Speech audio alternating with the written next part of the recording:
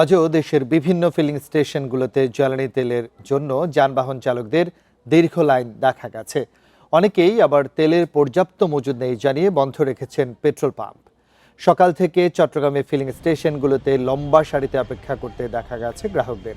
মহানগর ও জেলার পাম্পগুলোর সামনে পেট্রোল ও অকটেন নিতে ভিড় করছেন গ্রাহকরা। পাম্প মালিকরা বলছেন, স্বাভাবিক সময়ের তুলনায় কয়েক গুণ বেশি গ্রাহক জ্বালানি নিতে আসায় ভিড় বাড়ছে। তবে দুপুরের পর কমছে দুর্ভোগ। রাজশাহী নগরীর বিভিন্ন পেট্রোল পাম্প ঘুরে দেখা গেছে সকাল থেকেই মোটরসাইকেল ও প্রাইভেট কারের দীর্ঘ সারি। পাম্প মালিকরা কৃত্রিম সংকট সৃষ্টি করছে বলে অভিযোগ গ্রাহকদের। এদিকে জ্বালানি সংকট বন্ধে রয়েছে সিলেটের অনেক ফিলিং স্টেশন। এতে চরম ভোগান্তিতে পড়েছেন যানবাহনের চালকরা।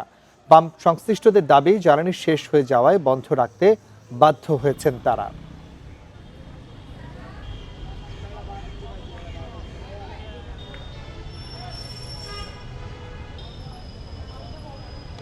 কালকে এসে দেখলাম অনেক ভিড় ছিল, ওই জন্য পেট্রোল নিতে পারিনি। আজকে আবার নেব মনে করে আসলাম, কিন্তু আজকে দেখছি পাম্পে পেট্রোল নাই লেখা আছে। বেশিরভাগ পাম্পই বন্ধ।